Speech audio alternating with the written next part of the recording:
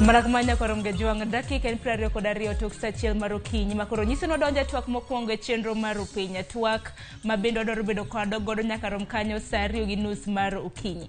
Okinyi makawuonya korom Gajwang kwatieko juma. Dwaro ng'iyo chal mar siasa mathoth osetimre chakruok mar juma ni. Parni ma e juma mabende od bura mano mar Senate od bura maduong' mar National Assembly kachiel kod mago mag County Assembly no yawa yanga chakre chien tarik 14 mano mar dwe ni. Okinyi makawuono bende wach madonjonwa mabende neno kanyo katuch en ni jakom mano mar jodong Luo mano Ker Willis Opiyo Otondi bende koro weche madonjo en ni ong'ielo orengo. Wach makamaendi nochiw kata mana report makamano nochiwnwa kod speaker mano mar County Assembly ma Kisumu. Kabendo okinyi makawuono nong'ielo orengo e karod thieth mano mar Avenue mantiere buore Nairobi. Kabendo osebedo karamne karod thieth mano mar Jaramogi Oginga Odinga mong'ere kaka Russia mano mantiere County ma Kisumu. Parni jotelo mopogore jatend kweth mar Azimio la Umoja Raila Odinga bende nodhi molime karamne e osiptal kane nitiere Jaramogi Oginga Odinga.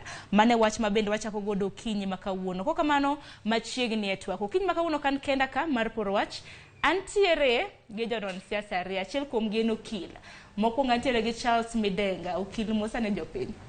Erokamano Sharon Amoso nikonya Ramogi Gajwang ni oyawre uru. Agwero kamano kuom biro e studio mar Ramogi mondo watwak wane weche matimore koni gi koni to kaka wanyalo konyo piny oganda mar dhi mbele.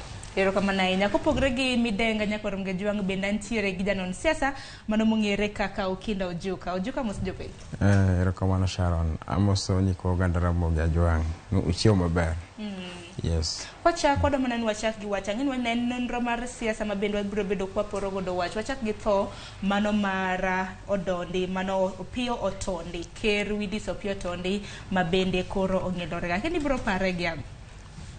Willis Otondi makoro ong'ielo orengo nosebedo ka konyo jothi Ramogi Gajwang e weche mopogore kasi neno ni mokwongo kaka wan joluo ineno ka weche mochalo kaka culture kata luo kitgi gi timbegi mano gimoro achiel manyalo paro ni noketo kabisa. To koro kwadhi mbele ineno ka weche go sani luo kitgi timbre ineno ka girumo kabisa. Makara mana nyithindo ma bang'wa yudo kara ni wacho dholuo en gima tek nyowuoyo. Jonyuol e udi wacho mana Kiswahili gi Kisungu. Onge janyuol minyalo winjo ka wacho nyathi dholuo kata mana Nairobi kaka to bed mana dala kata mana e skunde madala kujocho.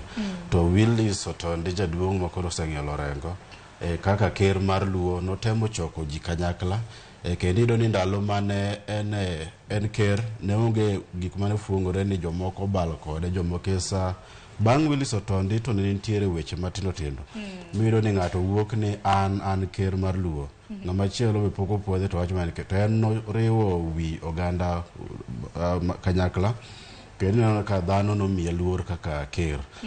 Koro ang'eni nyithindo matindo nyalo penjo ni to ker mar Luo no en ker mane nikech wan gi ker mar piny mangima. Ngene mar piny mangima to luongo ni jatend piny. Jatend piny. To ker ni mane ni en ker mar joluo. Koro ng'ato nyalo penjo ni to ker mar joluo no to en tich ne nang'o. To ng'amo yiere kanyo to bedo kanyo higni adi. Mago gik monego bed ni as part of gik moluongo ni wanyalo puonjo jopiny mondo jong'e ni to joluo wadak machalo nade to kata wanyalo wacho ni chon ng'ino onega gi system of governance mano be ni ruoth.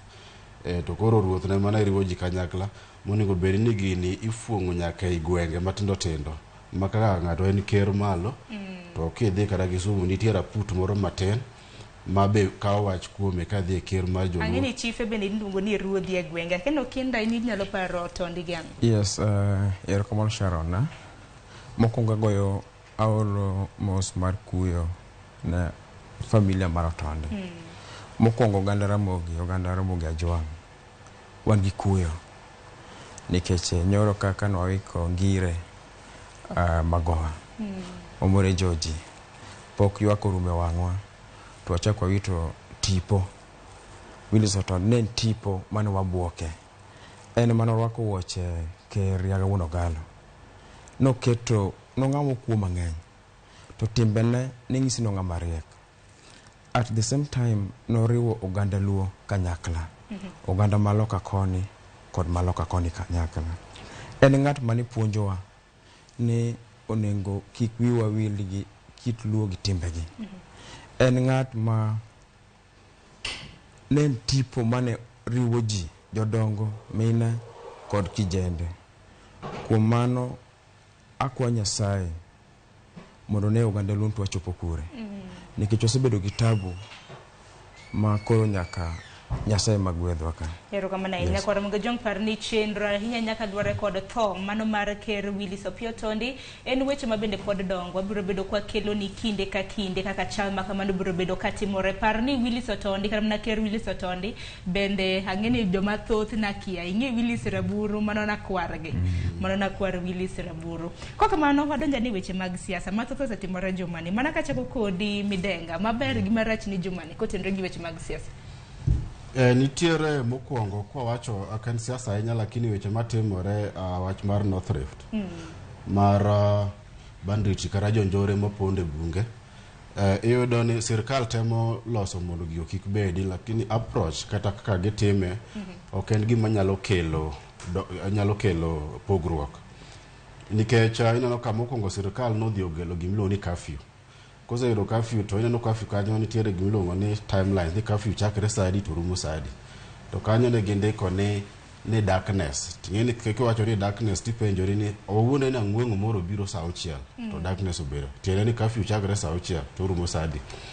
Mara ariyo kidwa tiyo gi jonjore moponde bungu ok inyal miyo gi notice ni nyisogi ni ne wamiyo ndala dek kokukolo bonde to wabiro nu.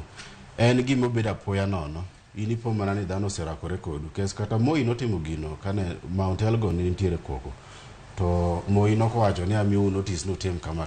Kes notice no kata mana sirkand Uhuru osemiyo ji notice. To kosebedo koro watimo gik machalre to waparo ni waboyudo pogruok kanyo.